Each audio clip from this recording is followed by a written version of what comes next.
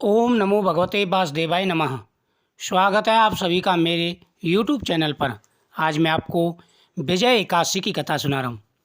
एकादशी के दिन सुबह स्नान करने के बाद में सूर्य देव को अर्घ दें। उसके बाद में भगवान लड्डू गोपाल जी को स्नान कराएं। तुलसी पत्र भगवान को समर्पित करें। भगवान को चंदन का टीका लगाएं। फल फूलमाला मक्खन मिश्री भगवान के सामने रखें और हाथ में पुष्प लेकर के भगवान के सामने संकल्प करें और इस कथा का श्रवण करें। धर्मराज युधिष्ठिर बोले कि हे जनार्दन, फाल्गुन मास की कृष्ण पक्ष की एकादशी का क्या नाम है तथा उसकी विधि क्या है, सो आप कृपा करके कहिए। भगवान श्री कृष्ण बोले, हे राजन, फाल्गुन मास के कृष्ण पक्ष की एकादशी का नाम विजय है। इसके व्रत के प्रभाव से मनुष्य को विजय मिलती है। इस विजय एकादशी के महत्व के सुनने व पढ़ने से समस्त पापों का नाश हो जाता है। जिस कामना से व्यक्ति भगवान की पूजा करता है, व्रत रखता है, उसकी हर मनोकामना पूरी हो जाती है। एक समय देवऋषि नारद ने जगत पिता ब्रह्मा जी से पूछा कि ब्रह्मा जी, आप मुझे फाल्गुन मास के कृष्ण पक्ष की विजय नामक एकादशी का व्रत बताइए। ब्रह्मा जी बोले कि हे नारद, विजय एकादशी का व्रत प्राचीन तथा नए पापों को नष्ट करने वाला है। यह समस्त मनुष्यों को हर प्रकार के कार्यों में विजय दिलाता है।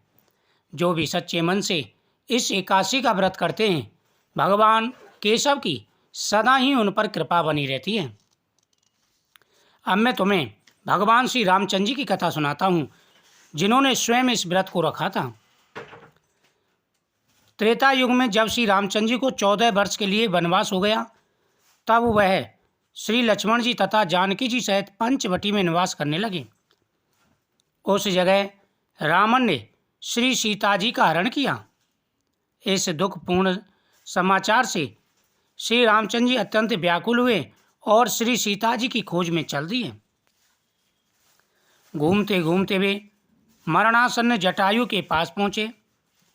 कुछ आगे चलकर उनकी सुग्रीव के साथ मित्रता हो गई और बाली का वध किया। श्री हनुमान जी ने लंका में जाकर श्री सीता जी का पता लगाया।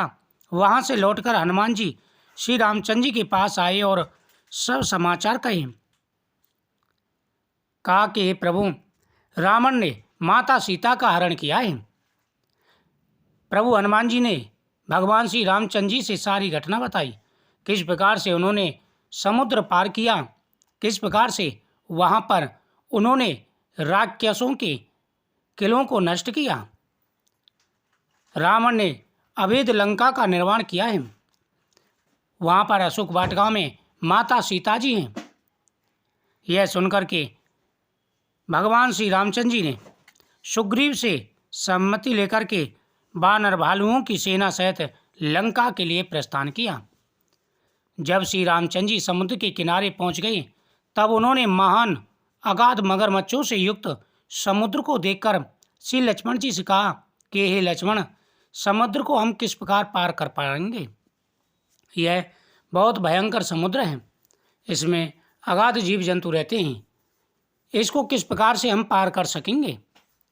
श्री लक्ष्मण जी बोले कि हे प्रभु, आप तो सब कुछ जानने वाले हैं, लेकिन मैं आपको एक उपाय बताता हूँ।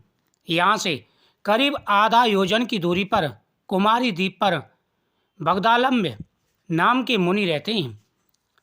वह बड़े तपस्वी और ज्ञानी हैं। आप उनके पास जाकर इसका उपाय पूछिए। लक्ष्मण जी के वचनों को सुनकर श्री रामचंद्र जी बगदालभ्य ऋषि के पास गए और उनको प्रणाम करके बैठ गए। मुनि ने प्रभु को आया देखकर कहा कि हे राम जी, आप कहाँ से पधारे हैं। श्री राम जी बोले कि हे महर्षि, मैं अपनी सेना सहित यहाँ आया हूँ और राक्षसों को जीतने लंका जा रहा हूँ। आप कृपा कर समुद्र पार करने का कोई उपाय बताइए। बगदालम्ब ऋषि बोले कि हे प्रभु, आप तो सब कुछ जानने वाले हैं, आपसे क्या छिपा हुआ है। लेकिन मैं आपको एक उपाय बताता हूँ। मैं आपको एक उत्तम व्रत बताता हूँ। अगर आप इसका व्रत रखते हैं और नियम पूर्वक जिस प्रकार से मैं बताता हूँ उस प्रकार से अगर इसका नियम करते हैं, तो अवश्य ही आपकी मनोकामना पूरी होगी। फाल्गुन मास के कृष्ण पक्ष की विजय एकादशी का व्रत करने से तुम समुद्र से अवश्य ही पार होगे और तुम्हारी विजय होगी। हे रामचंद्र जी, इस व्रत की विधि यह है। दशमी के दिन स्वर्ण, चांदी, तांबा या मिट्टी का एक घड़ा बनावे। उस घड़े को जल से भरकर तथा उस पर पंच पल्लव रखकर वेदी पर स्थापित करें। घड़े के नीचे सतनजा 7 प्रकार का अनाज और ऊपर जौ रखें। उस पर श्री नारायण भगवान की स्वर्ण प्रतिमा स्थापित करें। एकादशी के दिन स्नान आदि नित्य कर्म से निवृत्त होकर धूप, दीप, नैवेद्य, नारियल आदि से भगवान की पूजा करके वह दिन भक्ति पूर्वक घड़े के सामने व्यतीत करें और रात्रि को भी उसी तरह बैठे रहकर जागरण करना चाहिए। हे प्रभु, द्वादशी के दिन नदी या तालाब के किनारे स्नान आदि से निवृत्त होकर उस घड़े को ब्राह्मण को दे देना चाहिए। हे राम जी, यदि आप इस व्रत को सेनापतियों के साथ करोगे तो अवश्य ही आप विजयी होंगे। यह व्रत बहुत बड़ा व्रत है। इस व्रत के करने से विजय की प्राप्ति होती है, हर प्रकार की मनोकामना पूरी हो जाती है। हे प्रभु, आप नियम पूर्वक इस व्रत को अवश्य करें। इसके पश्चात जिस प्रकार से बगदालम ऋषि ने बताया था, भगवान श्री रामचंद्र जी ने विधि पूर्वक सभी सेनापतियों के साथ में इस व्रत को किया। एकादशी का व्रत किया और उसके प्रभाव से लंका में राक्षसों पर विजय पाई।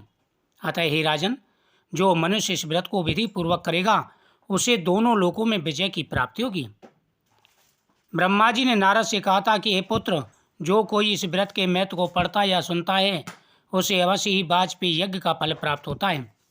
जो व्यक्ति पूरे नियम के साथ में इस व्रत को करते हैं उन्हें जीवन में कभी कोई कष्ट नहीं होता।